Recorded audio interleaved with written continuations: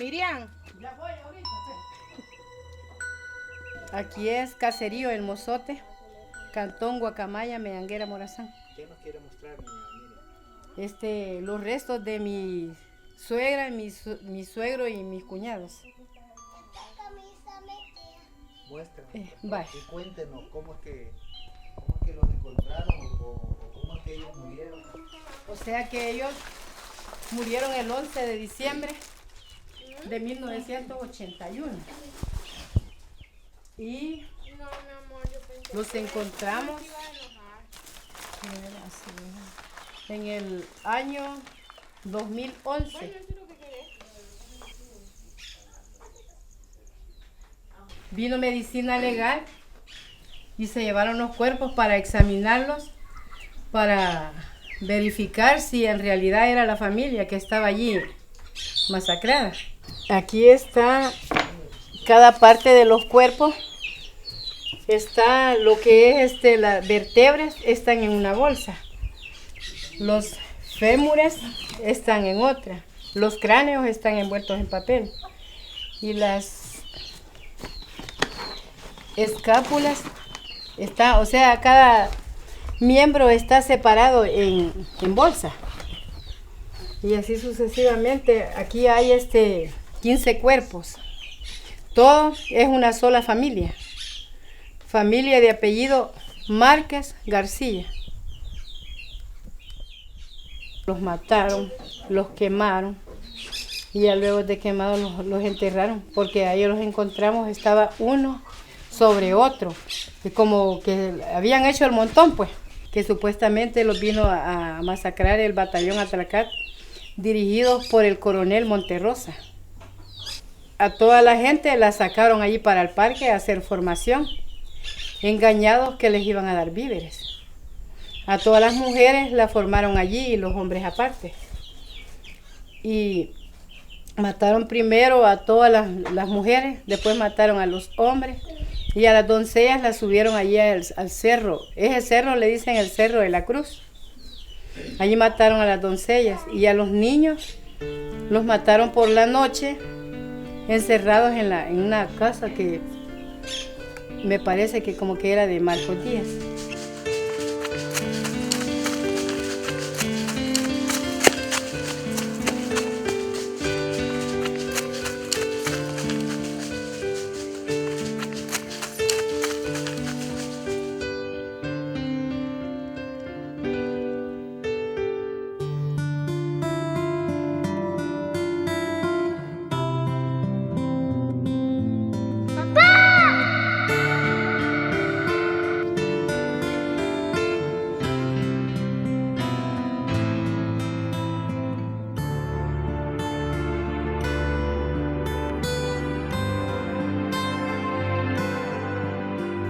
Allí está mi suegra y las dos niñas son hijas de ella, mi cuñada. Las niñas también, acá están.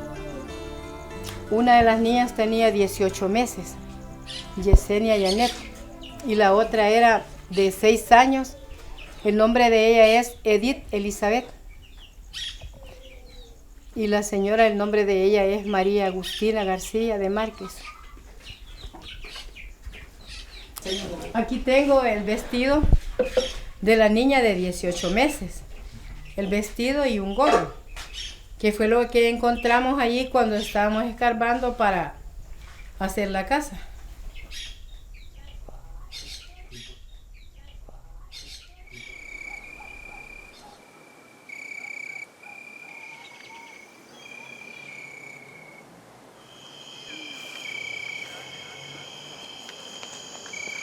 Si familia son más de 40, están los chicos, pues mi hermano, y la esposa de él, Angélica, que los vecinos eran del lado de Marcana, y los 4 hijos y las 4 esposas de los hijos, y los niños que tenían, ellos no sabían cuántos tenían, que fueron bastantes.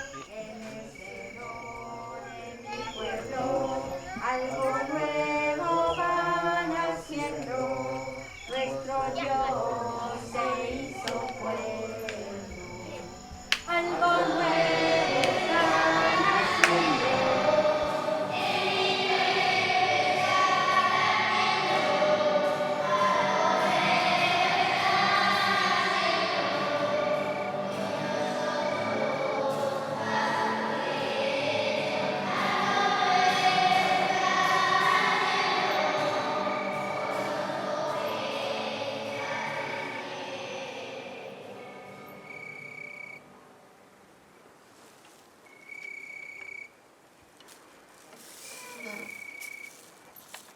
porque solo hay familiares, allí en el Mozote mataron 10. La mayor parte de la gente de aquí salió a recogerse al Mozote. Por eso es que murió bastante gente ahí, porque de los alrededores del Mozote, la mayoría allí murió. La mayoría de gente que allí mataron era residente de aquí, de los alrededores. De mi hermana, mi sobrinita, un sobrinito, un niño apenas un mes de nacido.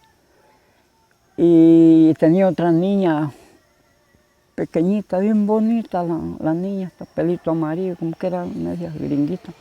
Ahí la mataron, tenía como unos 5 años. Eran hijas de mi hermana Rosa, no menos de 50 personas las mataron allí, que eran de aquí, de este caserío. Y aparte de las 15 que mataron aquí en el Jocote Amarillo, fue tremendo. Bueno, aquí este caso es bien bastante dramático, aquí con mi prima, Florentina, la que mataron aquí por el Jocote. Ella estaba con 2 niños y otro que andaba en el vientre.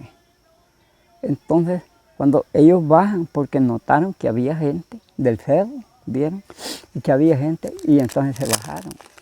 Entonces, un niño, que por cierto él se llamaba Emilio se llamaba el niño, ya estaba un poquito grande, como de por ahí andaba por unos 8 años quizás. Pero él cuando oía los disparos, que ya venían bajando, se bajaron de ese cerro, el niño se fue a envolver en la cobija, en la cama, bien envueltito. Dijo, no, aquí me voy a liberar. Qué barbaridad. Entonces los ingratos esos llegaron, tocaron qué había allí envuelto en la cobija, y tocaron que era el niño que estaba envuelto. Pues ni lo desenvolvieron, sino que ahí le pegaron los tiros, así envuelto. Mataron la mamá y mataron los otros 2 niños, el otro niño que tenía tierno. Tierra de mis amores, humedecida por el llanto, que hace que nazcan flores, es que hacen mayor tu encanto.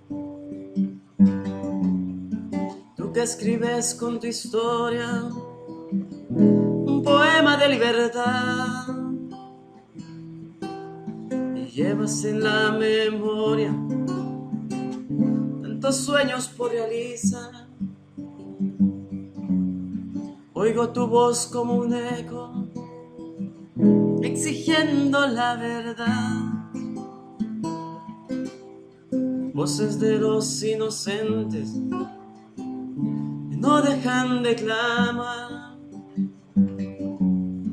por la igualdad de ese mundo al que ellos quieren cambiar,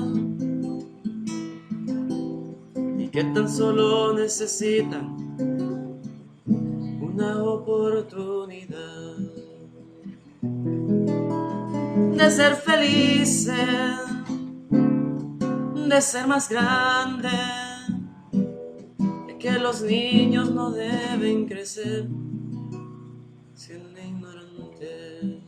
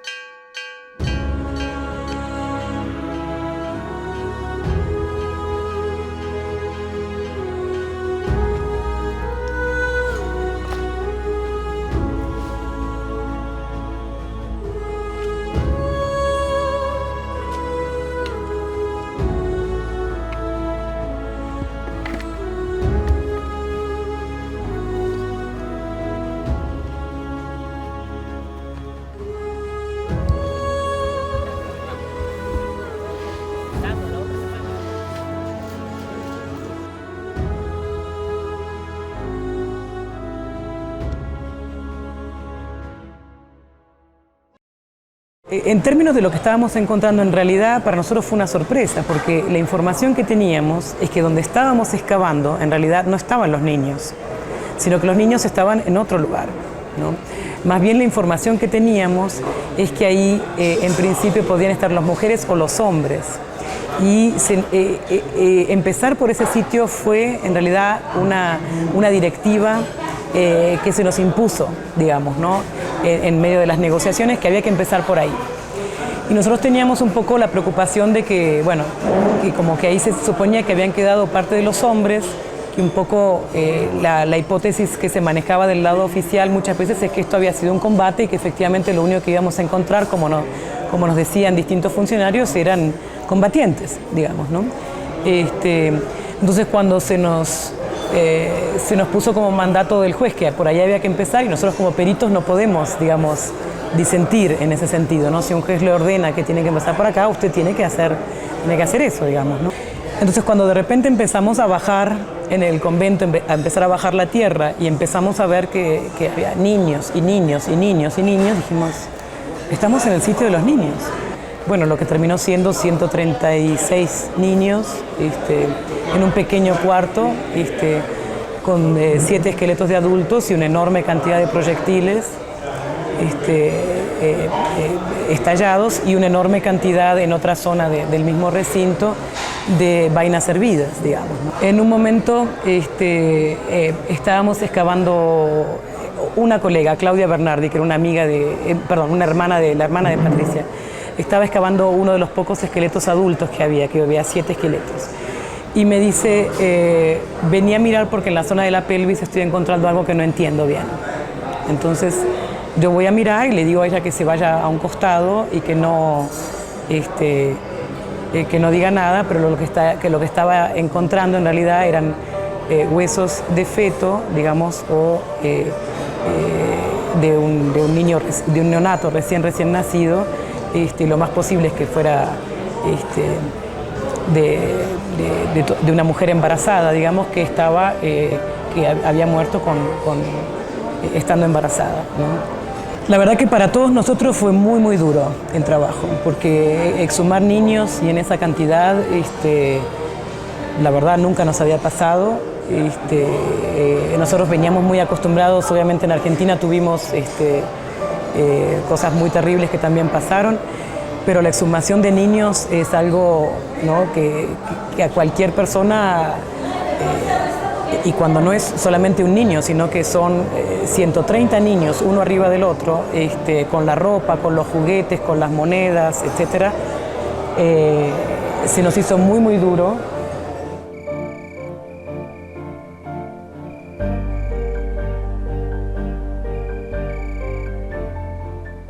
La evidencia física fue aplastante, digamos, ¿no? Y terminó en ese momento con la controversia, es decir, realmente en la conclusión final, digamos, de todos los que participamos, no solamente del equipo argentino, sino un grupo de forenses norteamericanos, que estaba el Dr. Snow, el Douglas Scott, que hizo la parte balística, en fin, Fitzpatrick, que hizo la parte de radiología, Kirchner, que hizo la parte de patología.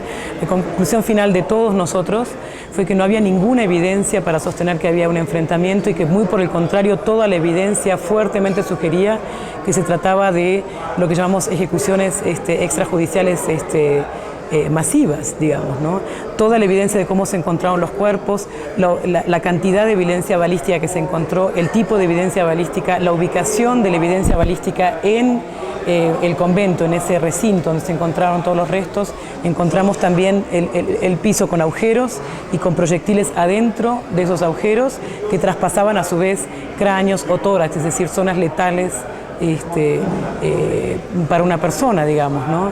La parte balística, cuando se analizó, eran cerca de 250 fragmentos de proyectil y prácticamente un número muy parecido de vainas hervidas que coincidían en el tipo de calibre con un determinado tipo de arma que en ese momento en El Salvador, en el momento en que supuestamente sucedieron los hechos, en principio la manejaba solamente un batallón, el batallón Atlacat, que en ese momento era el batallón que estaba acusado por distintos sobrevivientes y demás de haber perpetrado la masacre. Para el equipo argentino siempre es muy importante que si los familiares desean estar en las exhumaciones, puedan estar.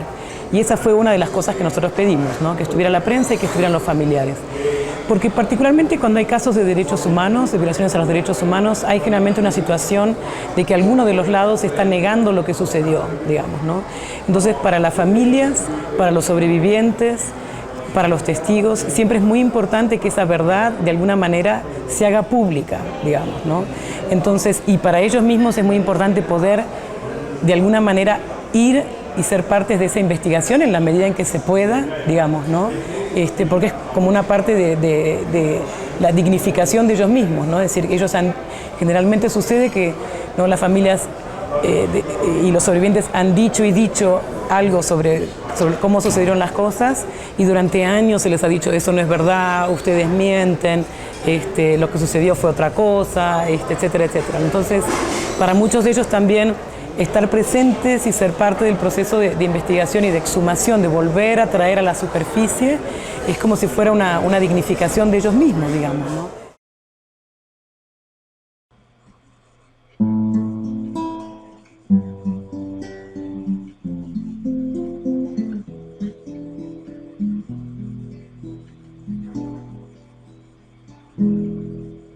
Esa noche no hablaron sus pasos, pues sus pies descalzos debieron callar.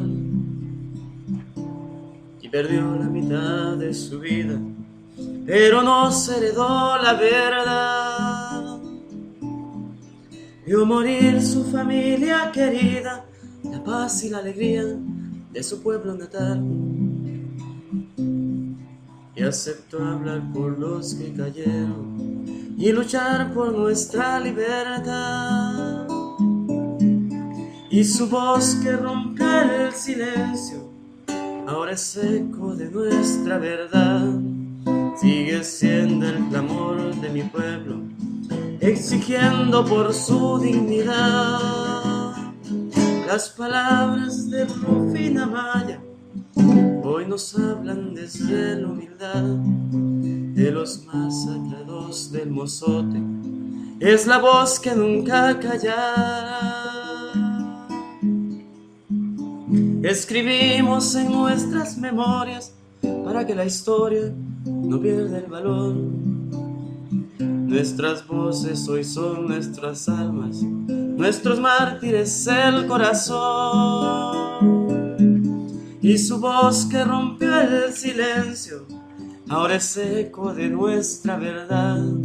Sigue siendo el clamor de mi pueblo, exigiendo por su dignidad. Las palabras de Rufina Maya hoy nos hablan desde la humildad de los masacrados del Mozote. Es la voz que nunca callará.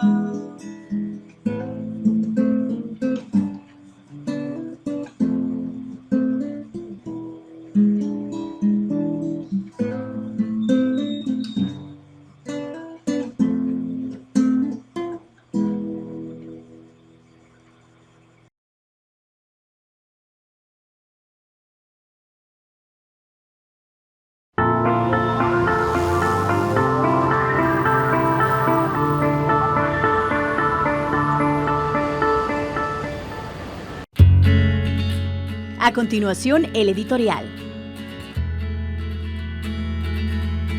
La justicia es un bien supremo que hunde sus raíces en la verdad y que constituye un baluarte para alcanzar la paz. Además de ser un principio fundante e inspirador de la Constitución de nuestra República, es un valor de la fe cristiana. Ningún seguidor de Jesús de Nazaret puede preciarse de tal si vuelve la espalda al clamor de quienes sufren injusticias, dolor, vejaciones, atropellos y abusos, y se goza con la mentira, la confrontación, la división, la intolerancia o la insolidaridad.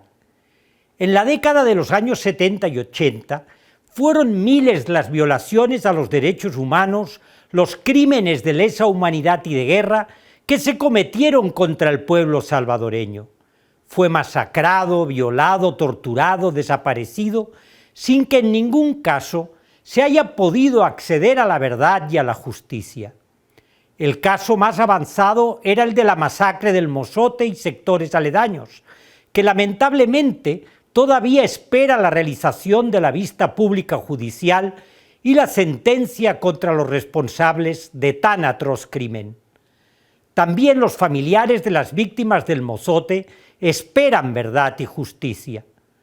Otro caso que con grandes dificultades ha logrado avanzar es la masacre en la UCA, en la que fueron asesinados sin piedad Elba y su hija Celina y 6 sacerdotes jesuitas. Desde entonces, tanto la UCA como la Compañía de Jesús han transitado un dilatado y sinuoso camino para que se conozca la verdad y se haga justicia por medio del sistema judicial salvadoreño, habiendo enfrentado en cada proceso enormes obstáculos. Pasos en ese camino fueron exigir el juicio de los autores materiales en el año de 1990, la presentación de una demanda contra los autores intelectuales en el año 2000 y la petición de la reapertura de ese caso en el 2017 al anularse la ley de amnistía. La universidad siempre ha buscado que el caso sea conocido y resuelto en instancias salvadoreñas, con la finalidad de que constituya un precedente que abra las puertas para que otros hechos igualmente execrables puedan ser enjuiciados en el país con el fin de que se avance en la obligación ética de buscar la verdad y la justicia que tiene todo Estado democrático de derecho y de promover la defensa de la dignidad humana, piedra angular de los derechos humanos. Así lo pretendieron también los acuerdos de paz y miles de víctimas que llevan más de 30 años esperando que se les reconozcan sus derechos negados y ya no se siga bloqueando sistemáticamente el acceso a la justicia ni negándoles el conocimiento de la verdad a través de distintos artilugios por parte de la clase política y los funcionarios judiciales. Conviene hacer un llamado ético a los operadores del sistema de justicia que deben escuchar los intereses y las necesidades de las víctimas y no permitir la instrumentalización política de estos procesos y mucho menos jugar con los anhelos y el sufrimiento de las víctimas.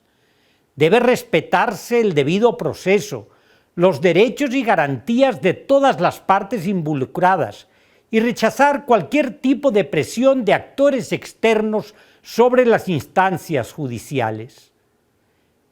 Queremos reafirmar nuestro compromiso con las víctimas de luchar por la justicia y la verdad. Lo hizo la UCA a costa de la sangre durante los cruentos años de la Guerra Civil y lo continuará haciendo en esta época. Acompañar a las víctimas de las violaciones a los derechos humanos, a los pobres y marginados de la sociedad en la búsqueda de tales valores, es el único camino hacia un El Salvador de hermanos que rechaza los abusos, egoísmos e impunidad de los poderosos y los violentos.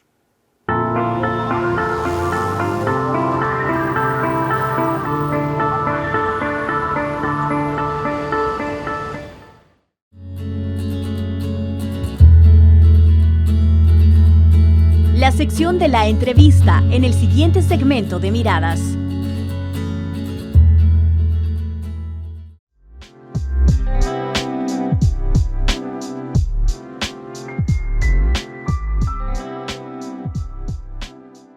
Bienvenidos a la sección de la entrevista del programa Miradas. El tema de este día es la falta de investigación y reparación en desapariciones forzadas.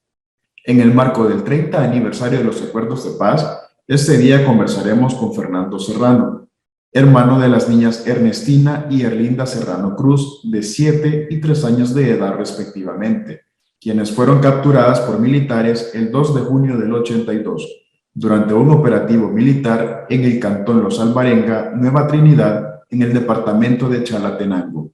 Hasta el día de hoy no se sabe qué fue de ellas, y para conocer cómo va el caso, tenemos con nosotros a Fernando, a quien le damos una cordial bienvenida.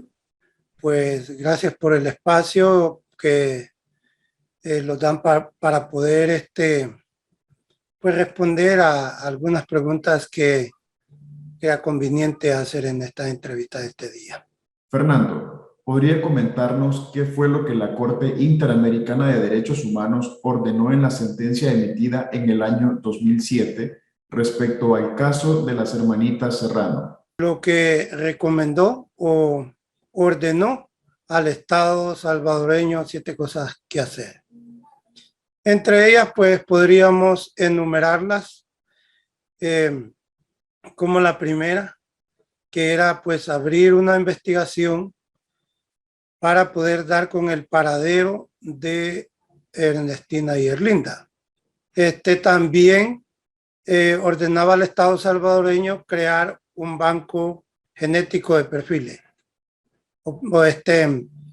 También había entre esto una que era pedir perdón a los agraviados, ofendidos o a la familia. También tenemos entre ellas el poder hacer una reparación material, ¿verdad? Económicamente hablando. A casi 15 años de haberse emitido la sentencia, ¿qué aspectos falta en ese sentido por cumplirse y a qué instituciones del Estado les correspondería hacerlo? Pues casi estaría involucrado la mayoría de lo que es el Estado, ¿verdad? En sí.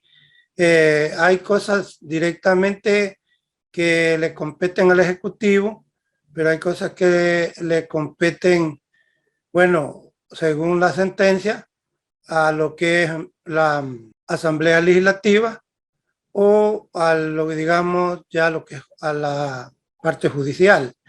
Digo esto porque, por ejemplo, había en la sentencia dedicar un día para el niño o la niña desaparecido durante el conflicto armado, que entre ellos pues fue ya por parte de la Asamblea se dedicó un día que fue el día que es en marzo, el 29 de marzo.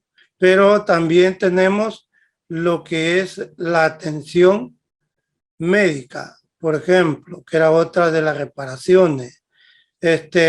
Aquí solo tenemos lo que es el área de la salud pública, donde va todo el mundo y casi atendido como pues nosotros mismos somos atendidos como es atendido todo, como todo salvadoreño, ¿verdad? Entonces tenemos eso. Luego, pues eso para nosotros lo vemos como a medias, no está como debería de ser. Y bueno, no solamente en el caso de la familia Serrano Cruz, sino también de otras sentencias que han habido para otros familiares pro búsqueda. Entonces, luego también tenemos lo del banco de perfiles genéticos, que en el caso el Estado no lo ha creado, entonces no ha habido ningún avance en ello. Pues como familia, por ejemplo, la de la reparación es una de las que ha avanzado, digamos, para nosotros el 100%, ¿verdad? Reparación material. Entonces, pero sí tenemos las otras que unas están a medias y otras que para nosotros ni siquiera han iniciado. Y como ya bien, pues estamos casi a 16 años de estar en esto. Por últimamente, no hemos tenido ninguna cercanía de parte de la Fiscalía para decirlo, pues hay estos avances en la investigación y no ha habido nada. Pues entonces, como decimos que es la más importante para nosotros como familia, porque lo que más hemos querido es dar con el paradero de nuestras hermanas, igual como pues hay otros casos de sentencias que fueron después de la sentencia de las hermanitas Serrano Cruz, como se conoce, que también están en proceso y no ha habido avance. La Corte Interamericana es un tribunal internacional que pertenece a la Organización de Estados Americanos, de la cual El Salvador es parte de dicho organismo. Por lo tanto, las sentencias deben cumplirse. Fernando, antes de morir, ¿qué significó para su madre no haber encontrado a las niñas? Cuando se firman los acuerdos de paz, se presenta a la fiscalía aquí en Chalatenango y pues en vez de recibirlas, sin embargo, la reprimieron. Y ya que digo la reprimieron porque iban 5 madres en búsqueda de sus hijos. Entonces, luego, después de agotar pues todos estos recursos que habían acá en el país, aún pues se presentó un habeas corpus, y después de todo eso, que se vieron cerradas estas puertas, se va a, como usted ya bien lo decía, a la Corte Interamericana, a la Corte Internacional. Entonces, cuando esto comienza a ya avanzar a nivel internacional, pues el sueño de ella se le hacía más grande, de que pues iba a tener más posibilidades, decía ella, de que sí se encontraran y que más luego, ¿verdad? Pero cada vez se fue poniendo más grave de salud y bueno, fue un sufrimiento cuando ella ya sentía que la vida se iba cortando, pues cuando ella se iba sintiendo más mal. Entonces, y llegó a un momento que ya cuando ella estaba en cama, que ya no podía pues ni sentarse, que si se la sentábamos se sentaba y si no, no, fue cuando ya ella dijo, les pido, dijo, a ustedes, bueno, a todos los hijos, ¿verdad? Los hijos de ella. Entonces, los pidió de que le diéramos continuidad a esto, de la búsqueda, y que no los diéramos por vencida, y los dejó allí pues un mandato, digamos, y dijo, lo que les pido, dijo, es que cuando las encuentren, les digan a ellas que morí pensando en ellas y morí pensando en que un día las iba a encontrar, pero ya no me fue posible. Entonces, esto lo dejó dicho para nosotros los hermanos de Erlinda y Ernestina, ¿verdad?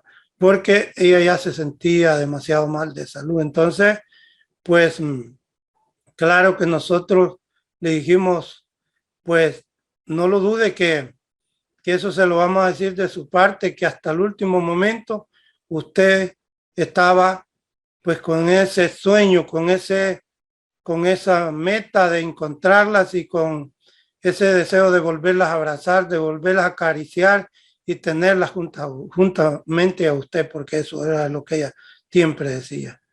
¿Qué ha significado para la familia esta lucha por exigir justicia y encontrarse ante un sistema que no ve ni escucha a las víctimas?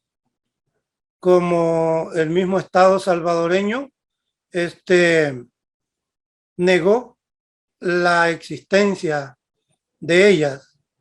Aún buscaron testigos falsos que dijeran de que ellas no habían existido. Aparte de todo esto, tuvimos momentos muy difíciles porque aún temíamos por nuestra seguridad, ya que en el momento cuando ya estaba este proceso en la Corte Interamericana, aún se acercaron a nosotros fiscales, diciéndolos de que no mintiéramos, diciendo de que ellos tenían testigos, que ellas no habían existido. Y bueno, gracias a Dios que habían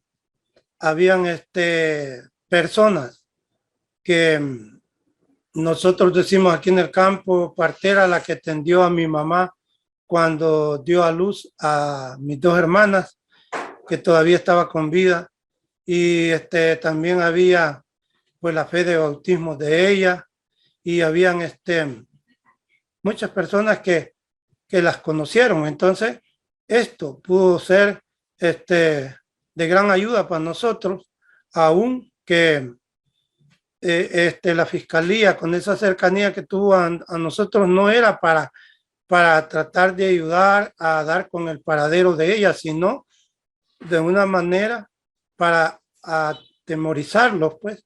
Pero aún nosotros sabiendo que nuestra mamá había estado hasta el último momento, nosotros no íbamos a parar. O sea, ha sido un momento de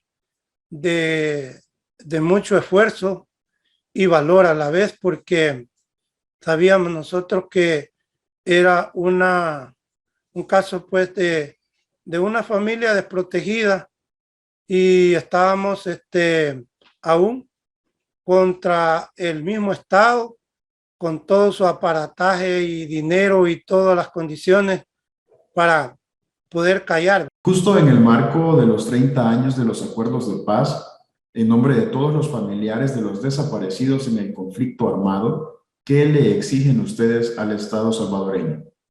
Como familiares, lo que pedimos es que, así como El Salvador es firmante de esos acuerdos internacionales, pues también la Corte Interamericana ha dado varias sentencias, porque sabe que aquí en El Salvador hay muchos casos por resolver. Y lo que pedimos es que este gobierno, el Estado salvadoreño, pues ponga de su parte para resolver todos estos casos que ahorita todavía seguimos buscando, como el caso de mis 2 hermanas. Y además de eso, sabemos que no vamos a poder descansar, no vamos a parar, las heridas no se van a cerrar mientras no conozcamos la verdad, qué pasó con ellos, y si viven, dónde viven, si murieron, pues igual tenemos casos donde han habido exhumaciones, donde ya se han encontrado niños que fueron asesinados en esos operativos, pero hay otros que sí sabemos que fueron traídos de las zonas de conflicto, y entonces lo que queremos saber es dónde están, y no vamos a descansar hasta el último momento en que vivamos todos esos familiares, porque no somos solamente el caso de la familia Serrano Cruz, hay más casos que ya están aún por la Corte Interamericana, y hay sentencias y poco se ha hecho hasta el momento.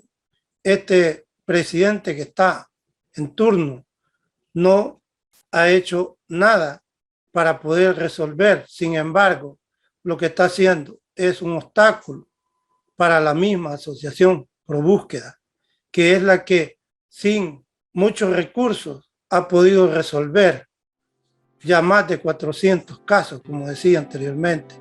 En un contexto diferente al conflicto armado, las desapariciones forzadas siguen dándose.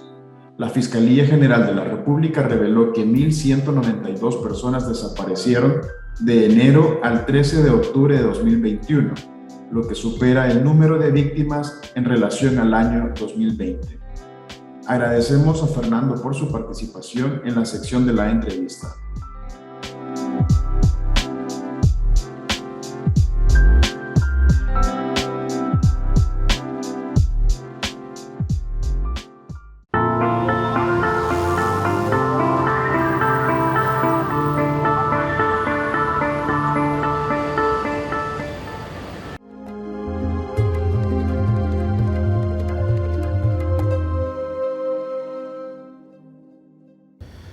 Era el hombre sencillo, era el hombre humilde, el hombre sonriente, tenía una sonrisa especial, ¿verdad? Era un hombre que nos hizo comprender a nosotros que la santidad tiene que tener alas, pero con los pies en la tierra. El padre Cosme era un santo en vida, hombre muy humilde, sencillo, trabajador, encargado de llevar las almas a Dios. Yo siento que ese fue su principal ideal. Padre Cosme Pesoto, un hombre de Dios, un franciscano de los auténticos, que recibió pues ese llamado del Señor a misionar en estos pueblos de San Juan del Nonualco, decimos, ¿no? San Juan Nonualco, San Pedro Nonualco.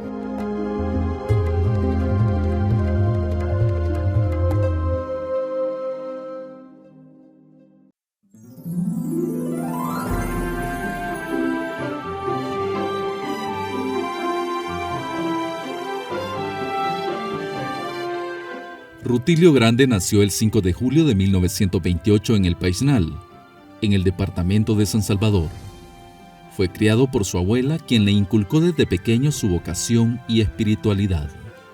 En su juventud, fue llamado al sacerdocio por el arzobispo de San Salvador, Luis Chávez y González, ingresando al seminario a mediados de enero de 1941. Fue formado en el seminario de San José de la Montaña y rector del externado de San José. El 5 de septiembre de 1945, Rutilio Grande fue aceptado en la Compañía de Jesús. Su vida con los jesuitas dio inicio en el noviciado en Caracas, Venezuela. Los primeros votos de vida religiosa con dicha orden los profesó en Los Chorros, Venezuela, el 24 de septiembre de 1947. Posteriormente fue trasladado a Ecuador. Rutilio Grande fue ordenado sacerdote el 30 de julio de 1959 en la ciudad de Oña, España. En 1967 comenzó su amistad con el sacerdote diocesano Óscar Romero, amistad que perduró a través de los años. Y en junio de 1970, Grande sirvió como maestro de ceremonias en la ordenación de Romero como obispo auxiliar de San Salvador.